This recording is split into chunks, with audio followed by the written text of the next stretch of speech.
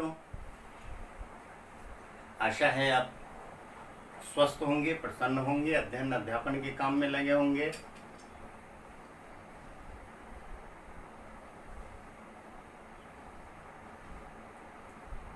लगभग जुलाई का कोर्स पूरा होने वाला है। अब इसकी पुनरावृत्ति आपने की होगी, प्रश्नों का समाधान भी आपने किया होगा, फिर भी तैयार की होगी। इसके पहले के वीडियो में हमने पत्र के बारे में पढ़ा। लेखन का यह एक महत्वपूर्ण हिस्सा है और इस काम को आप वर्षों से प्रति वर्ष आप पत्र लेखन का काम करते आए हैं। इसलिए इस सरल और आसान लेखन की इस सुविधा को हमने पाठ्यक्रम में उसको शामिल किया। तो आज हम पढ़ेंगे उसके अगले भाग के बारे में। पत्र के बारे में हम लोगों ने पढ़ा। पत्र की उपयोगिता आज के समय है, उसका महत्व आज भी बना हुआ है, इसके बारे में जाना, इसके उद्देश्य के बारे में जाना, साथ ही साथ जो इसकी विशेषता है, जो विशेषताएं हैं, एक अच्छे पत्र की जो विशेषता है उसके बारे में भी हम लोगों ने जाना। अब उचित प्रारूप में हम इन दोनों पत्रों को लिखने का निरंतर अभ्यास करें ताकि आगे आने वाले परीक्षाओं में अधिकतम अंक प्राप्त कर सके और व्यावहारिक जीवन में जब भी पत्र लेखन की आवश्यकता हो तो वहाँ हम कुशलता के साथ इस कार्य को कर सके। क्योंकि हमारा जीवन का जो व्यावहारिक पक्ष है, जो व्यावहारिक जीवन है, उसमें लगातार हमको पत्र लेखन की आवश्यकता महसूस होती है, ज़रूरत भी पड़ेगी। इसलिए हम इस पत्र लेखन के काम को सीख लें, सही प्रारूप में पत्र लिखें जिसमें शब्द सीमा का ध्यान दिया हो गया हो। पत्र की विशेषता के बारे में हमने देखा कि उसकी भाषा सरल हो, स्पष्ट हो, पत्र संक्षिप्त हो, पूर्ण हो, हम अपने भावों और विचारों को पहुंचा सके, इस लायक हो। अनौपचारिक पत्र के बारे में हम लोगों ने देखा कि चूंकि यह पत्र स्वजनों को लिखा जाता है, आत्मीय जनों को लिखा हो जाता है, जिनके साथ हमारा सामाजिक संबंध होता है, व्यक्तिगत संबंध होता है, निजी संबंध होता है, उनको हम अनौपचारिक पत्र लिखते हैं। इसलिए इन पत्रों में प्रेमपूर्ण संबंध का बोध होता है, इनमें आत्मीयता होती है, साथ ही साथ ऐसे लोगों को जिनको हम पत्र लिखते हैं उनके साथ हमारा आत्मीय संबंध जुड़ा होता है। तो आज हम आपके पाठ्यक्रम के एक पत्र पर ध्यान देंगे जिसमें आपको लिखना है, कक्षा में प्रथम आने पर छोटे भाई को पत्र। कक्षा में प्रथम आने पर छोटे भाई को पत्र। अब यहाँ हमको इस बात पर ध्यान देना है, इस पत्र को हम कैसे लिखें। आप अपने मित्र का परिचय दे सकते हैं, उसके स्थान के बारे में पता उसका उल्लेख कर सकते हैं, तब आप पत्र लिखें। अथवा आप जब अनौपचारिक पत्र को लिखें तो इस बात का ध्यान दें कि ऐसे पत्रों में सबसे पहले ऊपर हम स्थान का उल्लेख करते हैं। जैसे अगर हम कहीं से लिख रहे हैं, मान लो मुजफ्फरपुर से लिख रहे हैं, तो हम लिखेंगे मुजफ्फरपुर और नीचे हम देंगे दिनांक। ये दोनों ही आवश्यक है।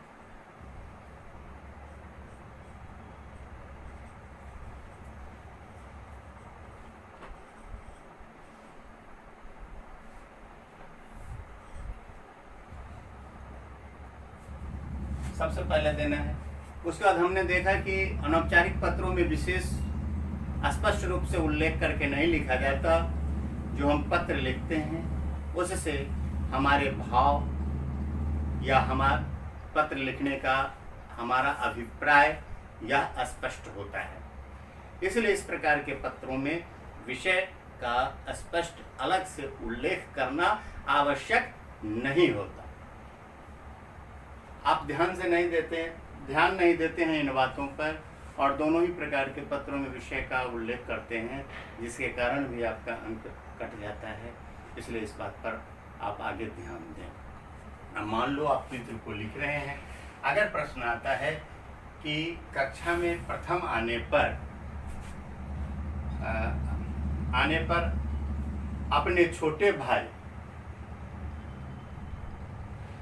मान लो अपने छोटे भाई ध्रुव को एक पत्र लिखो या एक पत्र लिखिए, तो वहाँ हम क्या लिखेंगे?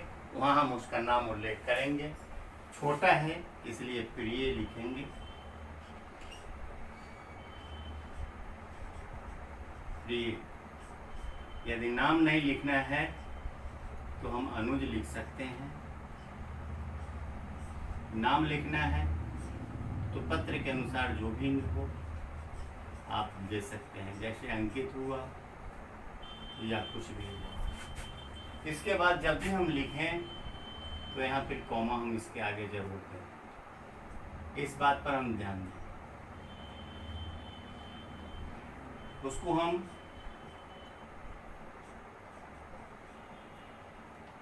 स्नेह, अपना स्नेह व्यक्त करें, अथवा इसमें और भी हम दे सकते हैं शुभाशीष लिख दें,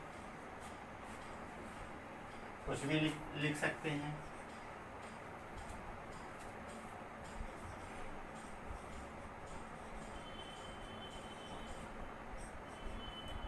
ये कुछ भी लिख सकते हैं, लेकिन इसके बाद हमको कॉमा देना आवश्यक है।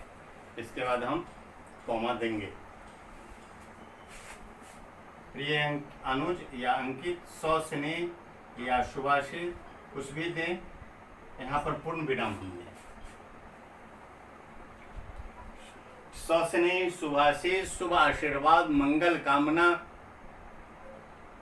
ये सब कुछ जो भी हमको देना है आशीर्वाद बोधक शब्द का प्रयोग करके उसके आगे हम पूर्ण विराम का प्रयोग करें। अब आगे बढ़ते हैं। आप प्रथम आए हैं, आप छोटे भाई को पत्र लिखने जा रहे हैं।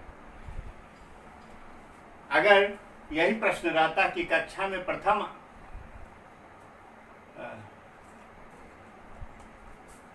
छोटे भाई को कक्षा में प्रथम आने पर एक पत्र लिखिए, तो इसका मतलब आपका छोटा भाई प्रथम आया है और तब आप वहाँ उसको पत्र लिख रहे हैं। लेकिन यहाँ कहता है कक्षा में प्रथम आने पर छोटे भाई को पत्र लिखें। तो इस तरह से लेखन भाग के प्रश्नों का कम से कम 2 या 3 बार उसको अवश्य पढ़ लिया करें, ताकि पत्र जो पूछा जाता है उसके भावों को आप समझ सकें और सही तरह से आप प्रश्न को लिख सकें। क्योंकि आगे चल करके भाषाई शुद्धि के साथ साथ आपके भावों की जो अभिव्यक्ति होगी, उस अभिव्यक्ति को किस प्रकार आप व्यक्त करते हैं, इस पर ध्यान दिया जाएगा। और शुद्धि के साथ साथ उन आपके भावों को, आपको विचारों को ध्यान में रख करके और तब पूरा अंक दिया जाएगा।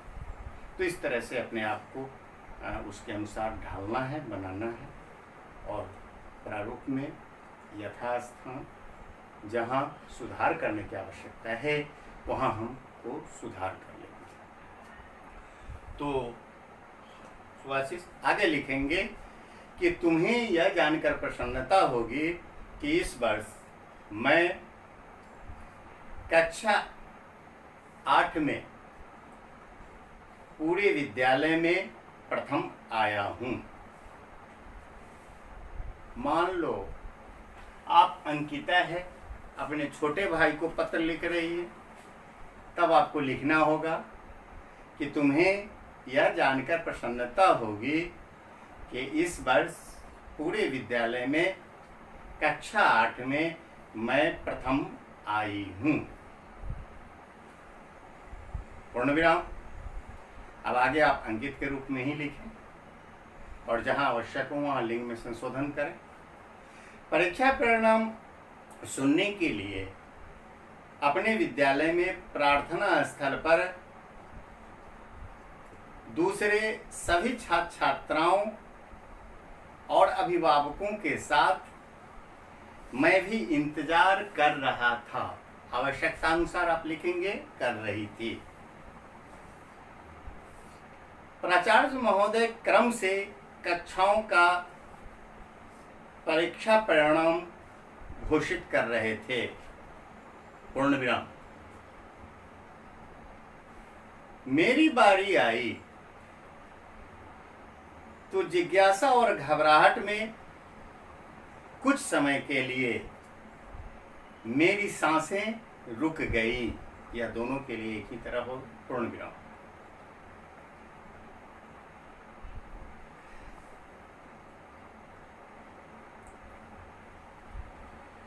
प्रधानाचार्य ने मेरा नाम पुकारा और कक्षा 8 में प्रथम स्थान प्राप्त करने की घोषणा की।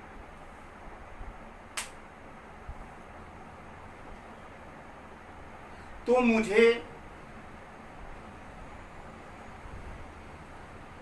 क्षण भर के लिए विश्वास ही नहीं हुआ। पूर्ण विराम। फिर जब विद्यालय के छात्रों ने तालियों की गड़गड़ाहट से मेरा स्वागत किया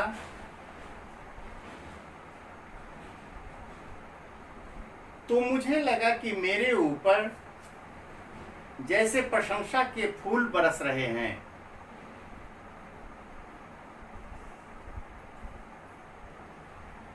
पूर्ण विराम। अब तुम्हें मैं यह सब अनुभव कैसे लिखूं। पूर्ण विराम। फिर यहाँ पैराग्राफ चेंज कीजिए, यहाँ से लिखना फिर से शुरू कीजिए। मेरे प्यारे भाई, मेरी विनती है कि इस बार ग्रीष्मावकाश में तुम मेरे साथ रहो।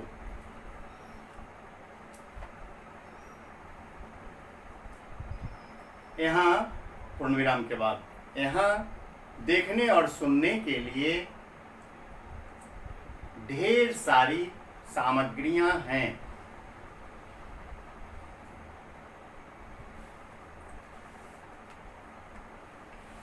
कई महत्वपूर्ण स्थान हैं।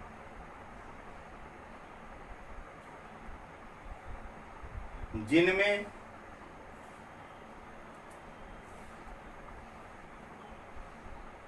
दूरदर्शन केंद्र,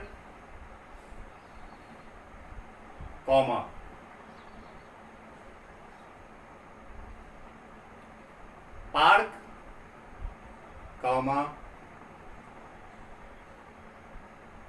देवी मंदिर आदि दर्जनों से भी अधिक संख्या में दर्शनीय स्थल हैं। पूर्ण विराम।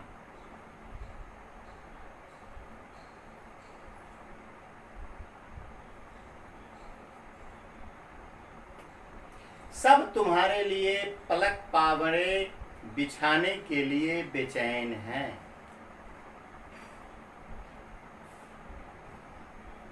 पूर्ण विराम। अपने आने की सूचना दो, जिससे मैं आगे का कार्यक्रम निर्धारित कर सकूं।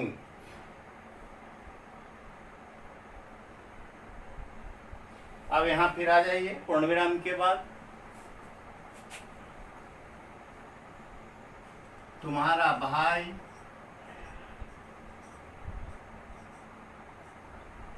अनौपचारिक पत्रों में नीचे संबंध का उल्लेख, संबंध से संबंधित बातों का उल्लेख करना आवश्यक होता है।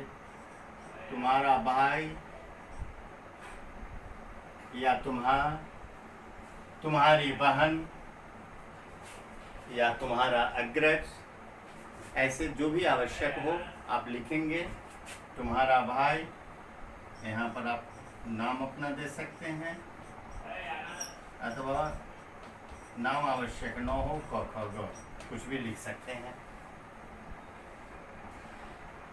तो इस तरह से हमने आज अनौपचारिक पत्र के प्रारूप के बारे में समझा, अनौपचारिक पत्र कैसे लिखे जाते हैं उसके बारे में। आप चाहें तो नीचे प्रेषक जहां भेज रहे हैं उसका एड्रेस दें, या आपको मैंने बता दिया कि आरंभ में भी आप दे सकते हैं, तो फिर बाद में अलग से देने की आवश्यकता नहीं होगी। तो इस तरह से पत्र लिखने का हम अभ्यास करें, कोशिश करें। इस समय में विभिन्न प्रकार के पत्रों को लिखें। इसमें निमंत्रण पत्र है, बधाई पत्र है, शुभकामना है आदि विभिन्न प्रकार के पत्रों का लेखन का काम करें। और मुझको पूरा विश्वास है कि अब आपको पत्र लेखन में कठिनाइयों का सामना करना नहीं पड़ेगा, आपको कहीं कोई दिक्कत नहीं होगी। तो इस तरह से जो अगला वीडियो है उसमें नए पाठ्यक्रम को लेकर के फिर हम प्रस्तुत होंगे। तब तक के लिए आपको बहुत बहुत धन्यवाद, ढेरों शुभकामनाएं।